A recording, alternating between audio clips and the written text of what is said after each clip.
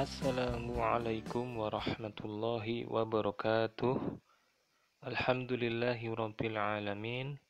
Allahumma salli wa sallim ala nabiyyina Muhammad wa ala alihi wa sahbihi ajma'in. Amma ba'd. Sabahul khair. Kaifa halukum? Semoga kalian hari ini tetap sehat dan tetap semangat ya. Baik, kali ini kita akan masuk ke tema 4 pembelajaran IPS. Di tema 4 kali ini, kita akan mempelajari tentang kerjasama ASEAN. Simak dan perhatikan. Apa saja yang akan kita pelajari pada tema kali ini? Yang pertama, kita akan membahas tentang latar belakang ASEAN. Yang kedua, kerjasama sosial budaya ASEAN. Yang ketiga, kerjasama politik dan keamanan ASEAN. Dan yang terakhir atau yang keempat, kerjasama bidang iptek atau ilmu pengetahuan dan teknologi. Baik, sebelum kita masuk lebih jauh, kita harus pahami dulu ya. Apa itu ASEAN? Ya, ASEAN ini merupakan singkatan dari apa? Dari sebuah istilah bahasa Inggris ya. Lihat bacakan ya. ASEAN kepanjangannya adalah Association of Southeast Asian Nation, atau perkumpulan negara-negara se-Asia Tenggara ya.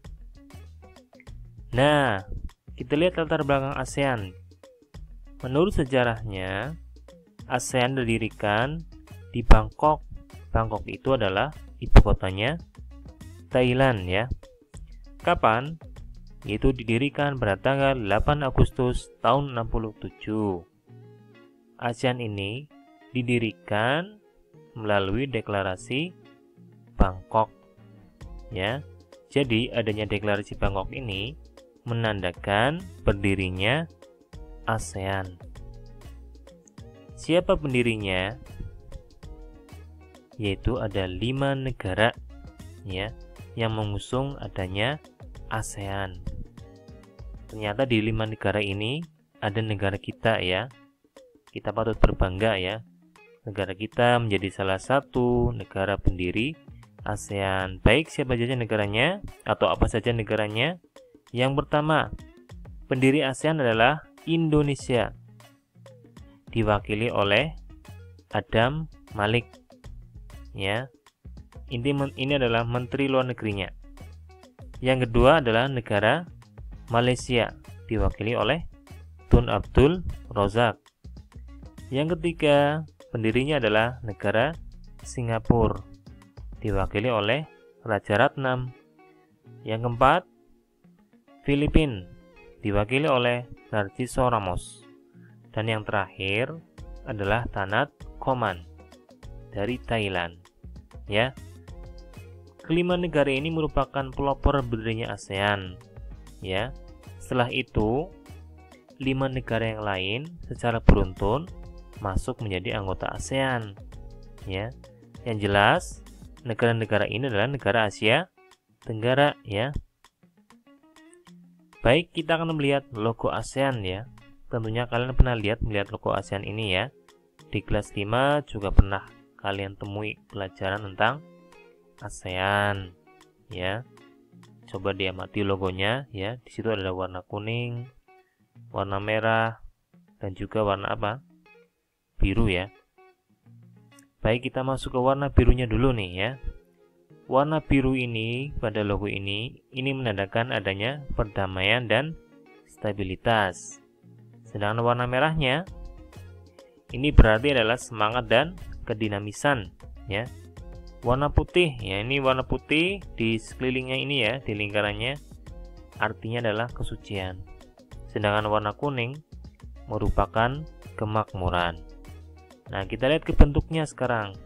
Bentuk lingkaran ya, yang melingkari logo ini maknanya adalah apa? Maknanya adalah kesatuan. Sedangkan ikatan rumput padi di tengah gambar ASEAN ini ya, ini merupakan gambar rumput padi ya. Ini maksudnya apa ya warna kuning ini? Maksudnya adalah harapan dari para tokoh pendiri ASEAN tadi ya agar negara-negara Asia Tenggara itu terikat dalam persahabatan dan kesetiakawanan sosial ya. Nah, kenapa kok kita mendirikan atau negara-negara tadi mendirikan ASEAN? Tentunya ya, kita ingin mengusung adanya kerjasama ya. Karena apa? Khususnya juga untuk menghadapi adanya globalisasi ya. Globalisasi di sini membuat negara-negara di dunia saling berkomunikasi dan bekerja sama ya. Khususnya di Asia Tenggara, kita membuat adanya ASEAN ya. Tadi siapa saja negaranya ya? Pendirinya ada 5 tadi ya. Masih ingat pendirinya?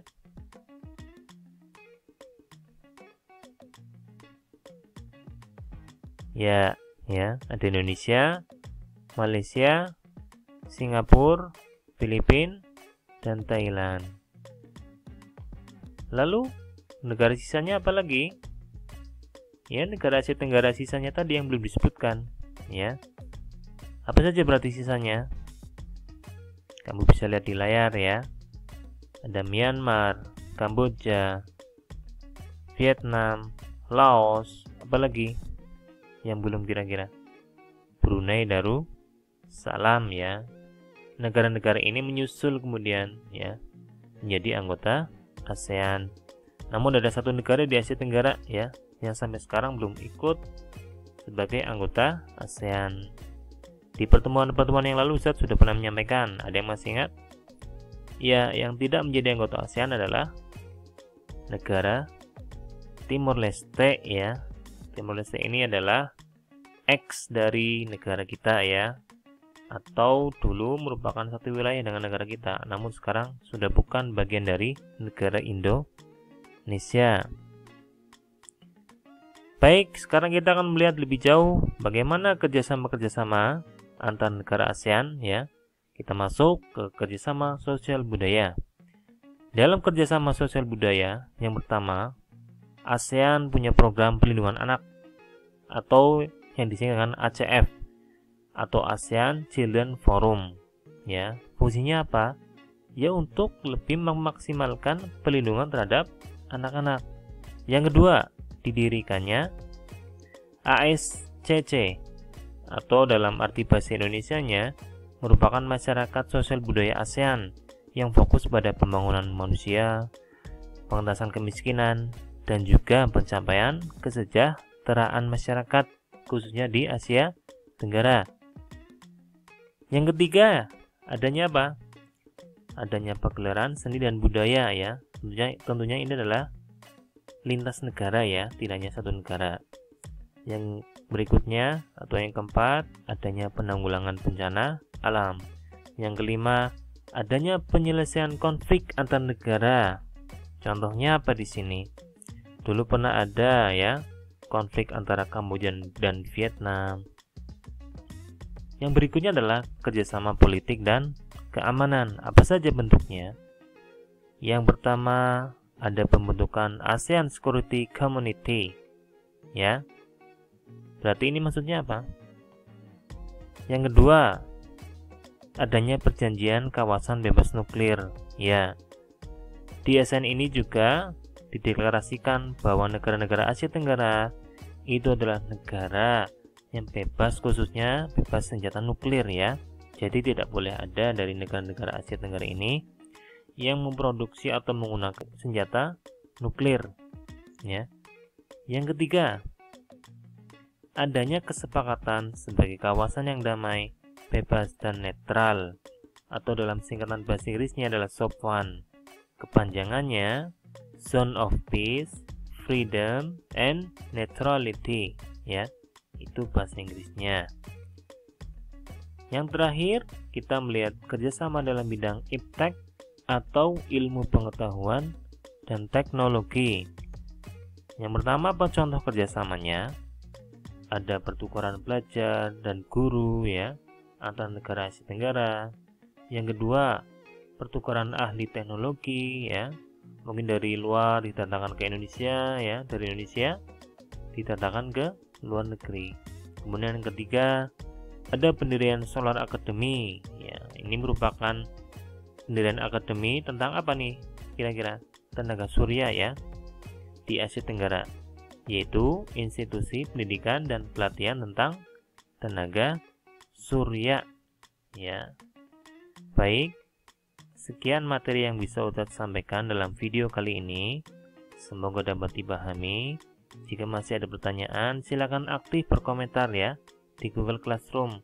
Insya Allah akan Ustadz jawab. Atau bisa japri kepada Ustadz ya, jangan di grup ya. Silakan untuk bertanya ya, karena ini bukan sesi Google Meet, jadi tidak bisa interaktif ya. Kalian bisa komen di Google Classroom ya. Setelah ini silakan buka Google Classroom-nya untuk mengerjakan sedikit tugas IPS hari ini ya. Selamat belajar dan selamat mengerjakan, semoga sukses. Sekian, mohon maaf jika ada kesalahan.